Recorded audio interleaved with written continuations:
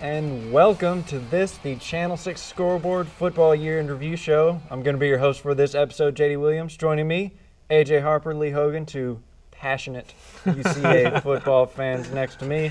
And let's get it started right off. Preseason polls said UCA was going to finish third in the Southland Conference. Now, why were these voters so wrong?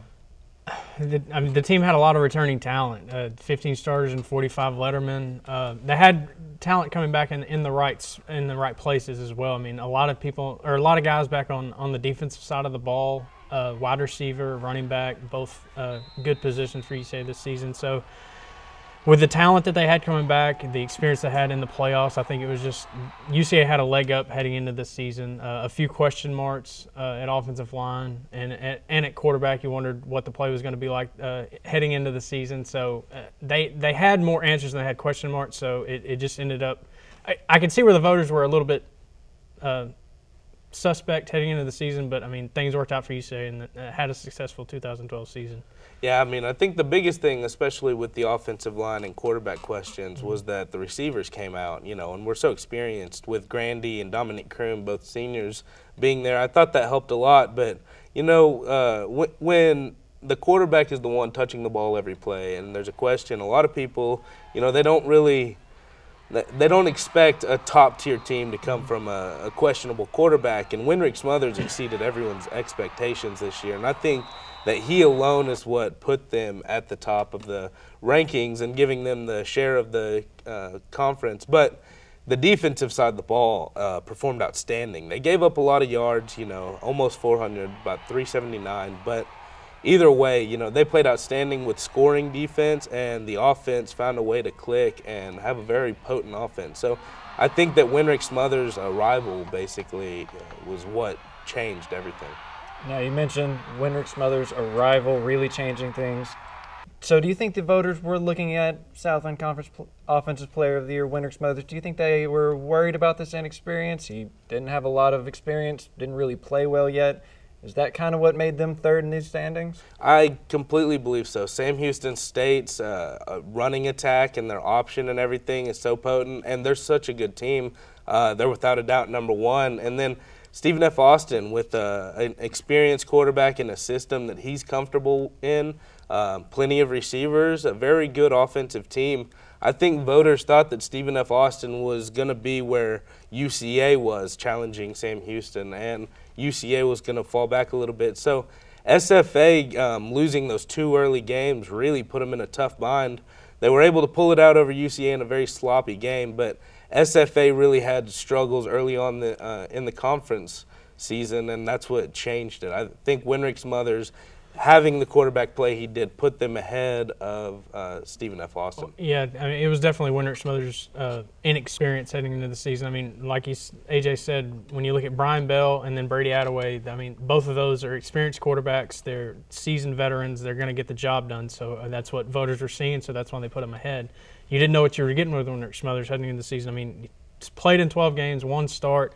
Stats, I mean, they don't jump off the page at you heading into this season. So you didn't know what you were going to – you didn't – for people outside of the UCA program, they didn't know what they were going to get with a new quarterback, especially replacing Nathan Dick, who was getting All-America votes last season. So it was a definite question mark for people outside of the UCA program. And, I mean, not to mention, don't forget that Winrick Smothers had an injury last offseason, and he wasn't able to do much for the couple months after this point in the season, So nobody really knew what was going to come of that. And so there were a lot of question marks, and I think he answered them profoundly. All right, and there were a ton of points all season where UCA made big plays, had big games, really had big wins. Now, at what point did you actually see UCA starting to put it together and really kind of get into this special season they've had? I was impressed with the Ole Miss game, with how they played, especially in the first half leading at halftime. If they have more depth, I think they have a good chance of winning that game, especially, I mean, the second half they get worn down. And, it was just a SEC team that they're able to overpower UCA. Murray State also thought was big just because, I mean, you're on the road against Casey Brockman, probably the most highly touted quarterback in the FCS. And, I mean, Winrick Smothers went in and outdueled him, and UCA held him to 20 points in that game. But, I mean, the big one for me was the Sam Houston State game, down 10, and Winterick is able to bring them back. That's when you knew Winterick had something special, and you knew that this team was going to be able to really be a force in the Southern Conference. Yeah, I mean, Ole Miss was extremely impressive, and I think right then I sort of realized that this team had something, but it was a wait and see for conference play, because that first conference game of the year against Sam Houston State was really the one circled on the schedule. So I would have to agree completely with Lee. They were very impressive leading up to that. And, you know, the game before they played Bacone College and put 70 on them. So you knew that it was an offensively talented team. It was just how were they going to respond against a good defense and with the defense of their own up against a very explosive offense. And I think that was the turning point. That was the moment that they showed up. All right, and you mentioned the Sam Houston State game, big game. Bears ended up winning at home late.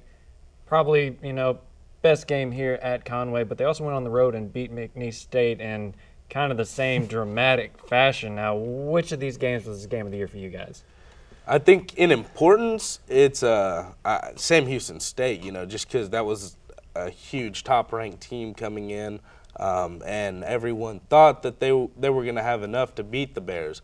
If you're talking about the best game, hitting a game-winning field goal as time basically expires, there's nothing to top that, really. That's the ultimate thrill. And I talked to people on that football team, and they've never felt, anything like that. So it's an exciting feeling. So I'm going to go with McNeese, even though it wasn't the better team. Sam Houston was really the moment they arrived that we just talked about, and that was a big point for them. But McNeese State was just the ultimate thriller, and to come out and win that game the way they did down in Lake Charles was a big deal. I mean, very big deal. Both the games were amazing. Like you said, definitely Sam Houston State gets the nod for being the more looked at game. Coach Conk, that team, the fans, they all wanted that game more. I mean, you saw after the win, I mean, the celebration that team had, that was definitely the one that they had circled, like AJ said. But like you said, the McNeese State, I mean, they were down late in that game. They were down late in Sam Houston, but even later in McNeese. It's on the road. Under 2 minutes and you're down 2 scores. And just the way that game happened, scoring late, Winterick Smothers with that 4th and 10 run to keep the drive alive, and then he hits Desmond Lewis on the next play. And then the onside kick recovery. I mean, just everything that happened in that game, that doesn't happen often. So definitely McNeese State, just the awe factor and just being able to come back that late, that was definitely the biggest moment, I think. Right, and teams don't normally get 2 of those kind of signature wins in a season, Right. So really impressive UCA could pull it off. And later on in the season, UCA did end up making the FCS playoffs, went to Georgia Southern in Statesboro, Georgia, ended up losing, but this is the second consecutive year they've made it to the second round of the FCS playoffs. Is this a really good step for this program? Do you think they're going to continue this on? I think it's very important for this program when you think about, the move to the FCS, being eligible for postseasons. This is the 3rd season, or this was the 3rd season. Began eligibility in 2010 after the transfer and the transition period. For them to make 2 postseason appearances out of those three years, it's huge for a team that's still young. Or still young in FCS. It's just for them to have that talent to be able to make it, and really when you look at the Georgia Southern game, a perennial team in the FCS, and UCA. You could make a case that they were the better team in that game and should have won if the offense shows up. But it shows that UCA is here to stay. It shows that it just goes further in solidifying UCA as a solid FCS program, and this season was huge in doing that. Yeah, I completely agree. Georgia Southern has a ton of tradition, and actually, right now there's rumors that they could be jumping up to the FBS level here shortly. So, that's a supremely talented team, and they played very well against them with the tough offensive attack being thrown at them. And I agree with you, they probably should have won. I don't know if they were the better team out there. They were both 2 completely different types of teams. But this was a huge step for UCA. They didn't make it past the second round, which it's tough to swallow almost if you watch that game. But it's huge to show that this team has the resources. They have the players, they have the talent, they have the coaching staff, and the athletic department is providing, what is being asked of them. They're providing top facilities and stuff, and I think that this program is certainly on its way up, and this is just the beginning.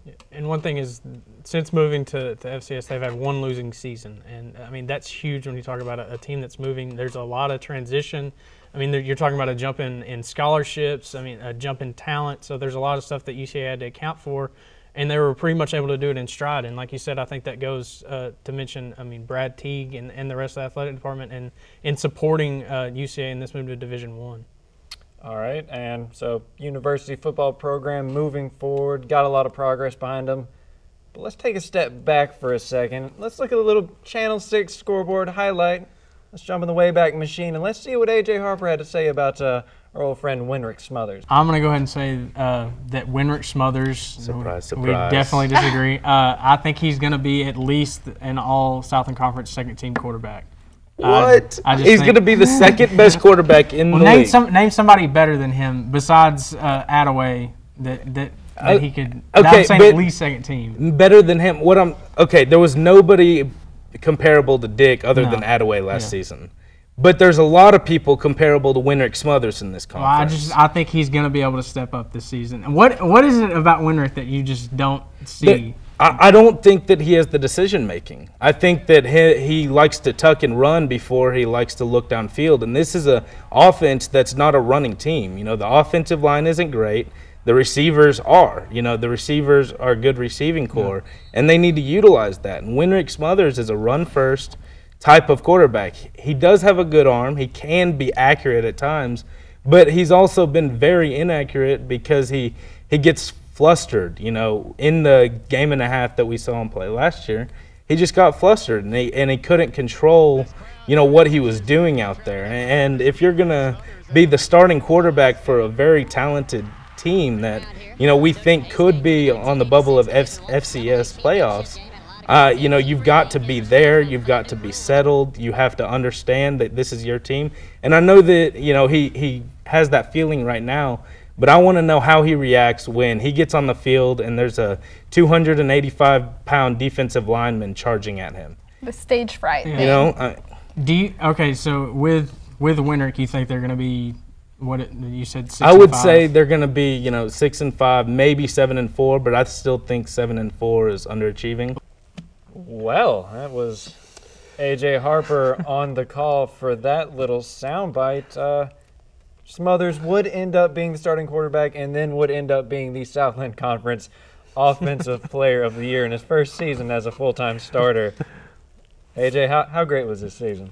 It was pretty phenomenal. I mean, I will honestly say that I never saw that coming. In the action that I saw him in last year, nothing really stood out to me. But this season he came out with a whole new sense of urgency, with showing what he's capable of. He had a couple of signature wins with comeback drives, and they were absolutely phenomenal. That team rallied around him, and he led them to victory against both Sam and McNeese. So I think that he was all you could have asked for coming out of a great season from Nathan Dick last year.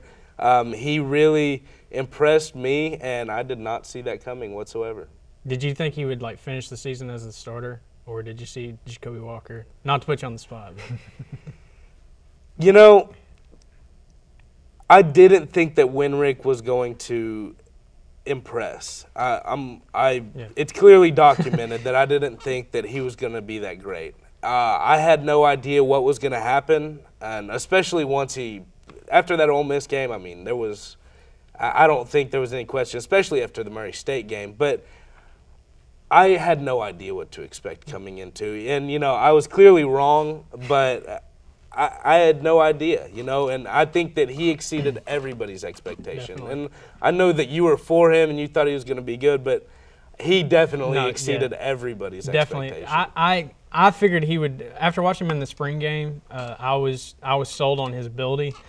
I thought, like I said, I thought he would be a second-team All-Southern Conference performer. I thought he would be respectable. I definitely did not see 31 touchdowns, 9 interceptions, over 3,000 yards. I didn't see that coming, and I don't, like you said, I don't think anyone outside of Coach Conk, Nathan Brown, the quarterback coach, and Wendrick Smothers, I don't think anybody saw that coming.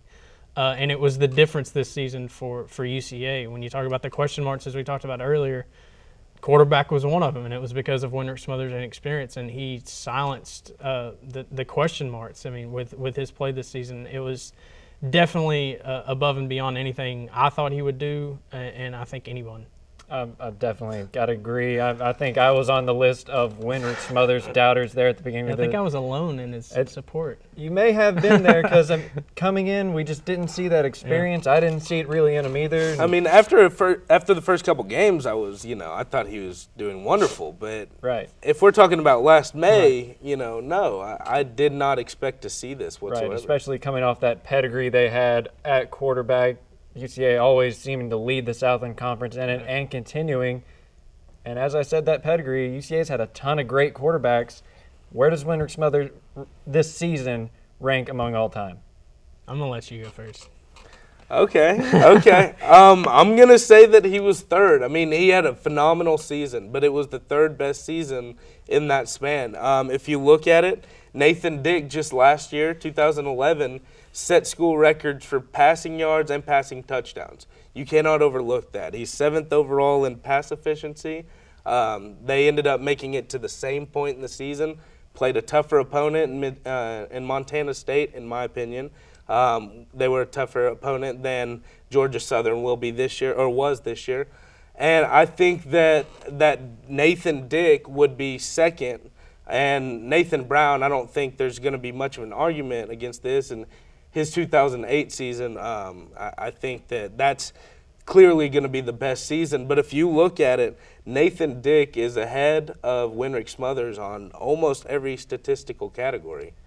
The thing that I definitely Nathan Brown in 08, just when you look at that 31 touchdowns, 4 interceptions, 10-2. I mean, and the point that UCA is at in transitioning to the FCS, still in the transition period at that time, that's huge. That's going to take a lot to get beaten. But number 2, I'm putting Wendrick Smothers. Just when you talk about his added ability to run the ball, I mean, look at the Sam Houston State game.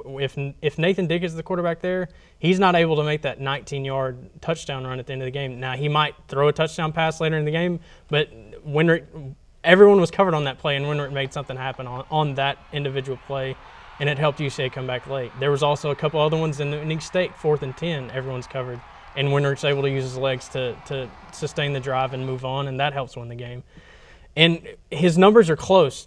Dick was 32-9 touchdowns to interceptions. Wendrick was 31-9 this year. The yards are off by, I think, 100 to 200 yards, if I'm not mistaken. 200.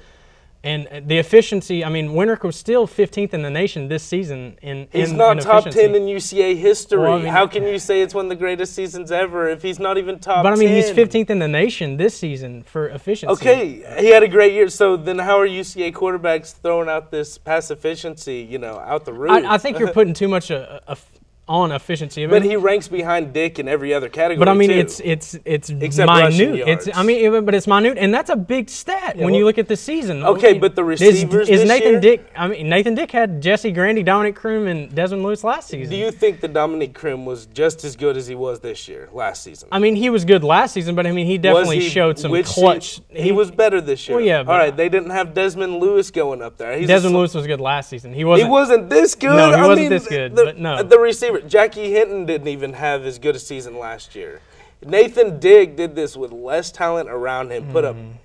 I would definitely. I'm going to look at the offensive line. That's exactly what I was about to say. Yeah. Offensive line last season was Nathan Dick. A lot because Nathan Dick would have had to go out on the edge, and he would have had a hard time. But if you look at it, I don't think that you can say that Wendrick had a better season. Now, we can agree to disagree. We can put it at a tie. Don't care. But I don't think that Wendrick Smothers had a better year than Nathan Dick last season. It's just that he's ahead by such small margins. When you add Wendrick's ability, the dynamic of his running ability, I think that's what puts him over the edge. And when you look at how big he came up in using his running ability, in the games against Sam Houston State, in the game against McNeese State. That's what helped win the game. And with Nathan Dick at quarterback, Nathan Dick is a great quarterback. I say he's still second to, I mean, it's Nathan Brown in the history of quarterbacks. It's Nathan Brown, Nathan Dick. Nathan Dick is number 2. But based off of just the seasons, I'm going to give the edge to Winrick just because of what his ability did in pushing this team over the top. I don't know that Nathan Dick is I don't know that he has the same success this season that Winrick Smothers had this season if he's here this year. Okay, so we saw all season long there were tons of overthrows, Yeah. and especially in that last game, a lot of overthrows. And I agree with you, an added dynamic with the running. Nathan Dick, with those long balls, do you not think that he would connect on a few more than Winrick would? Definitely. Making up for that yardage and scoring? But are they in that position if they don't win the Sam Houston State game without the Winrick run, and the same thing with the McNeese State? If they had connected on a long ball earlier in the game, then yeah, they're in that game. That's what I'm saying is that, yeah, if you put it down to where you're down 2 touchdowns or 2 scores in the last few minutes, and he's got to make a 4th and 10 scramble, yeah, Winrick does it. He's clutch. I agree with that. But what's to say that Nathan Dick isn't going to put them in the position earlier in the game with a little bit of a more accurate arm, in my opinion? They both have strong arms. Yeah. They can both throw the deep pass. But in my opinion, Nathan Dick's going to connect on more of those than Winrick Smothers. Nathan is definitely the better thrower of the two. They both, like you said, they both have strong arms. I will give Nathan the edge in accuracy, but I'm still saying that this year with Winrick still, I mean, his completion percentage was still around 65, 66. Yes, that Georgia Southern game was not his best by any means. A lot of overthrows. There was some in the Sam Houston State game I remember as well. So Winrick does have a little bit of a problem when it comes to connecting on some deep balls, but I'm still giving him the edge this season. All right, excited to see how he'll do next season now with all this passion. See if he can't get a little more of that accuracy with that running. He could have a very good season next year. Mm-hmm. But let's move on from Winrick right now. Let's put him to bed right now. Who other than Winrick do you think is the MVP for this team? Dominique Kroom. His play in the – I'm sorry to steal yours. It has to be Dominique Kroom. When you talk about the play that he had at the end of the game in the Sam Houston State, actually 2, he had the big reception down the sideline to put them in position to score, and then he has the big catch at the end of the game to help them go ahead. I mean, his clutch performance this season, and just whenever UCA needed a catch, I mean, it was Dominique Kroom who they go to. Jesse Grandy had a great season as well, but the edge has to go to Dominique Kroom. I mean, I could not have made a better argument myself. I think that everything he said was right on point with the clutch factor of Dominique Kroom, with the ability to go up in the corner of the end zone and bring those balls down. Desmond Lewis, that's one of the things he provided this year, but he wasn't as consistent with moving down the field type of play. He was very red zone efficient. And so I think Dominique Kroom basically combined the best of Jesse Grandy and the best of Desmond Lewis and was really just their all-purpose. You could throw it up in the corner of the end zone. You could throw it to him down the sideline, throw it over the middle. And I think that without a doubt he was the second MVP of this team. If you want to, the other argument I would make would be Corey Howard, keeping this offensive line somewhat together. The senior, he was given an award for it. So I think that those two combined really were what made this offense special this season. And that's a good point. The offensive line, I mean, they struggled throughout the season, and it's a young offensive line. They're going to be – I think this could be one of the strong points heading down the road. But, I mean, when you look at it, Corey Howard was one of the only seniors up front. I mean, a lot of sophomores, a lot of freshmen. So that's a great shout-out to Corey Howard because, I mean, the team, the rushing offense wasn't great this season, but it was adequate. They got the yards when they needed them. It wasn't always pretty, but the offensive line did what they needed to. They protected Winrick, wasn't sacked a lot. So Corey Howard is definitely another viable candidate. All right, now let's move to the other side of the ball. Defensive MVP. I don't think there's any doubt. Well, in my opinion, I think Justin Hurd really leading the team in tackles, had 100 tackles, had 15 tackles for losses. Absolutely phenomenal. Had a great year. Really kind of came not out of nowhere, but he exceeded my expectations this season. As that whole defense really did. Right. They stepped up. I mean, we knew about Seth Allison and Justin Love, who were also huge players in that defense, the 2 and 3 leading tacklers. But I think that Justin Hurd, the linebacker, really making a play every time we needed it and making so many plays in the backfield. 15 tackles for loss is pretty phenomenal. The team as a whole had 91 on the year, and that's a pretty big number compared to 68 for opponents. So I'm going to say Justin Hurd with all those tackles in the backfield. The one play that stands out to me is that it's Sam Houston State. I mean, there was a lot of standout plays, but I think it was a third down play, and he gets Brian Bell down in the backfield. I mean, a huge play. It gives UCF the ball back, and they're able to go on and win. So he was definitely an MVP for the defense. But I mean, there's a lot of guys that had outstanding seasons. I would give a little love to Radarius Winston just because he missed last season. And I think he was big, and Coach Conk even said this leading into the season. He called it a calming presence to the secondary. I mean, you guys like Justin Love. I mean, those are edgy guys. There's a lot of edgy guys back there, and he always talked about Radarius being the calming voice back there. And I think he had a great season.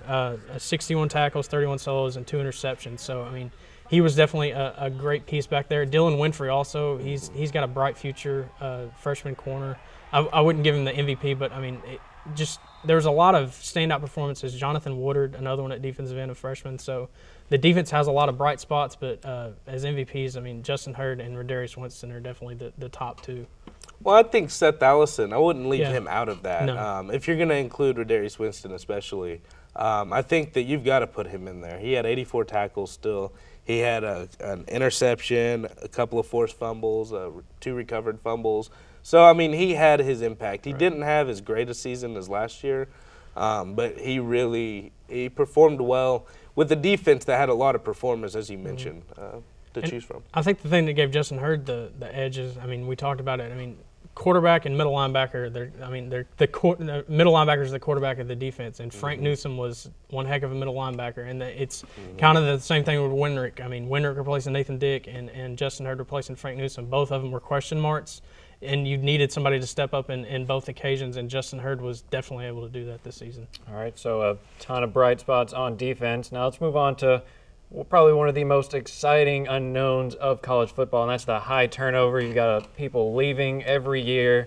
Now, what player position do you think the Bears are going to miss the most going into this offseason? Receiver.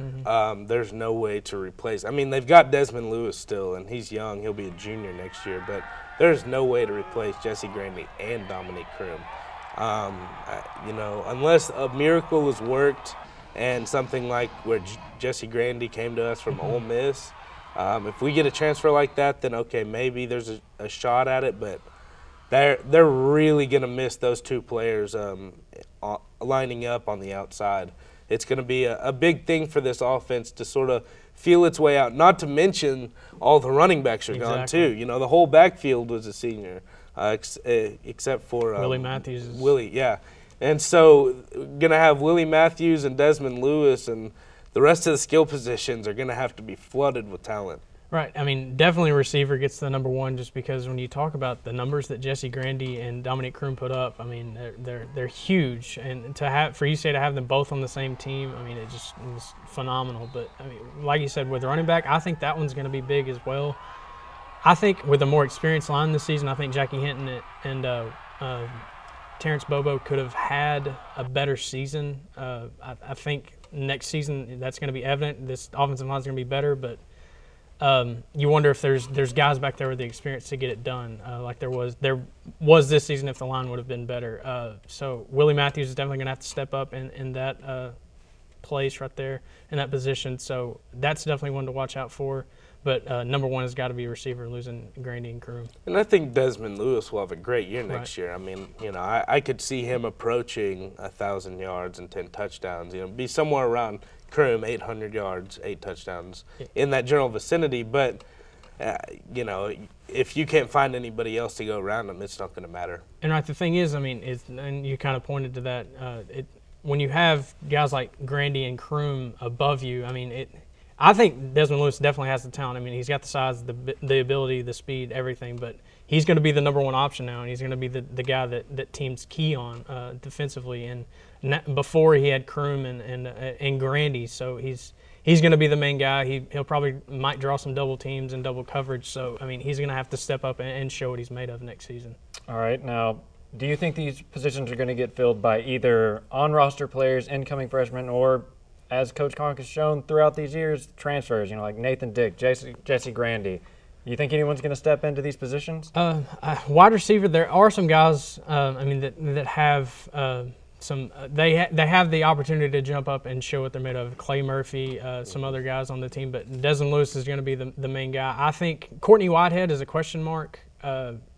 Got into some trouble earlier this semester, so you don't know what his status is right now, but he's, a talented transfer from Air Force. He'll be eligible next season, so see how that works out. But I think it's also going to come from recruiting.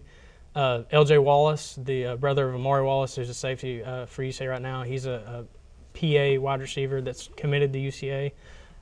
If he's able to come in like Desmond Lewis, I think he is able to provide some options for Winrick at the wide receiver position. But I would also, if Courtney Whitehead doesn't work out, I would like to see, like you said, maybe a transfer like Jesse Grandy type. I think that would be very beneficial because, when you talk about this team, they've got a lot of talent coming back and not very many question marks. So you want to try to go all in for this season. When you have a guy like Winrick, the ability, you have the chance to make it to the playoffs again and make a run in the playoffs. So you definitely want to do all that you can, and I think bringing in a transfer like that, and the same thing can be said at the running back position, just so that guy has some experience in college football. It might be JUCO, but it's still college experience. It's better than high school. So both positions you might see a transfer player, but Willie Matthews and Desmond Lewis are going to be the mainstays for both positions. Yeah, it's hard to find a transfer like Jesse Grandy. Yeah, those don't fall out of the tree. Yeah, you can go and get a JUCO transfer, and I'm sure they will get somebody to transfer in for the wide receiver position at least, just to have some depth or experience, But I think they're mainly going to have to reach out to recruiting, see if they can get some young talent to get into the system, and see if there's anybody on their roster. I agree with the Clay Murphy thing. We'll just have to see what Coach Conk sees as the offseason progresses and into next year. But I have no idea who's going to start except for Desmond Lewis and, Willie Matthews in the back. And they've got to get some depth at running back because if injuries start decimating that, it could get real bad real quick. There's a guy, and I don't know how much playing time he'll get, Jalen Watkins. He really impressed in summer camp. He's a walk-on running back. He's like 5'9", 225. But he was really steamrolling against the first-team defense in a lot of the scrimmages. So he might get some playing time, especially in the red zone, to help punch in some touchdowns. That might be somebody to watch out for. I don't see him being he's definitely not an every down back, but he can definitely come in when defenses are tired down in the red zone and really be a force for UCA. All right, now let's move on. Let's talk a little bit about the schedule next season. Now, nothing is official yet, but right now what UCA's got, they've got Pac-12 opponent Colorado, Missouri State, UT Martin, and, of course, everyone's favorite incoming D1 school, Incarnate Word.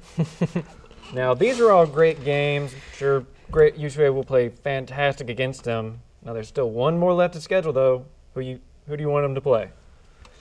Who do I want them to play? I want them to play like Ole Miss or somebody again, but that's not going to happen. They've got their FBS opponent in Colorado, and I think that's a good matchup for them. I think they've got a shot in that game. If I'm asking for anybody, I'd ask for like a Murray State or an Eastern Illinois or somebody like that. They're a throw the ball, air the ball out type of team. They've got good offensive play. And we played, a couple of those teams and played well against them. And I think that they're good for us to see because they're like the opposite of us. And if we compare our offense to theirs, and we match up fairly well, but our defense is the edge that UCA has, then I think that's an entertaining game, and I think it teaches a team about itself. So I don't know. It's a big pool of options to choose from, but I would like to see a air-it-out type of team like we've seen them play Murray State. You know, I mean, whether it's Murray State, Eastern Illinois, I want to see just a team that's an FCS team that's comparable to them, that they have a shot at winning. I mean, when you talk about the Pecan game, that doesn't count for anything. I mean, it's a good tune-up game. I understand it. A lot of teams do it, especially at the FBS level, but that's a totally different ball game. But it just doesn't help when you talk about it. It doesn't count towards making it to the playoffs, and you need those Division I wins to be able to make it to the playoffs. And when you throw in another FCS school, that's another opportunity to get those wins. And it also helps at the end of the season. I mean, when you look at it, UCA was to the guys making the playoff bracket. UCA was 8-2. They weren't 9-2 because the Pecan College game doesn't count for anything.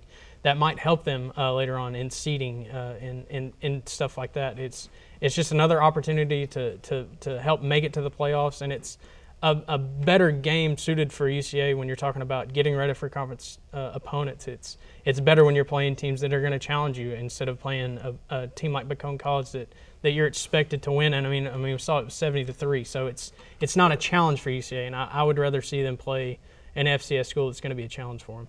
All right, now I said this was the year-end review show, but let's preview a little bit. 2012 season is over now. What are you most excited for going into the offseason and into the 2013 season? I think it's just the returning talent, again, that this team has. 7 on offense, 8 on defense, including 8 of their top 11 tacklers. So they have a lot of experience coming back.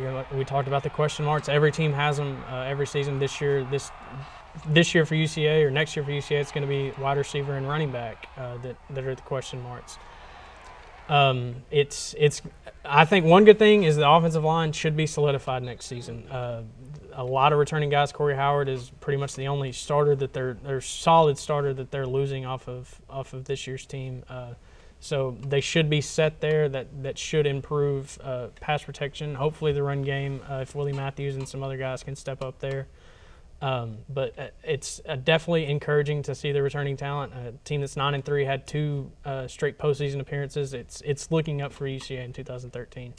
Yeah, I mean, I'm most excited about the defense just because they showed this year that they did give up some points and they gave up a lot of yards, but I think they played very well considering, and I think they've got, tons to improve on, and they have tons of potential. And I'm excited to see Winrick, but I'm also a little bit cautious because it's like every skill position, it's completely depleted, and that's a scary thought too. Winrick had a great year. He did, and he can run the ball himself a lot, but I'm worried about his passing game and how it's going to be affected by the lack of depth. I mean, if there were tight ends that, could fill in the receiver position, pick up the slack, that would be great, but we've seen the tight ends haven't really been brought into the system very well or used very much in the system. So I'm a little bit concerned about that, but I'm very excited to see this defense and how they can improve. They're very young.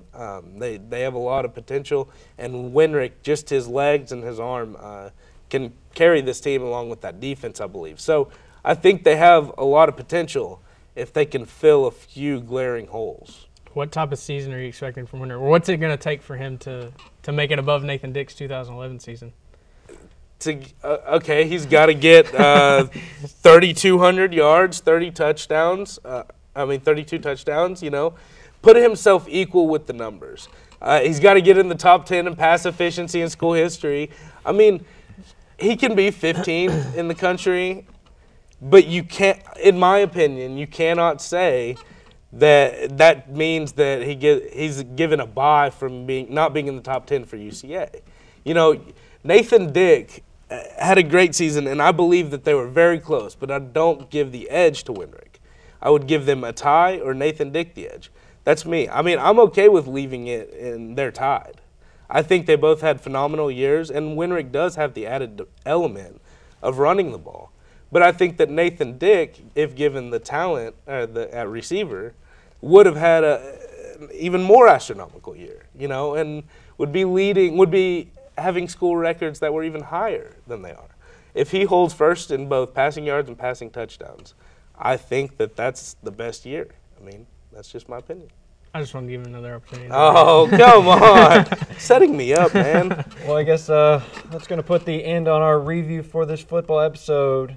Quickly, before we go, though, getting to the end of the year, we'll be losing one of our panelists here, Lee Hogan.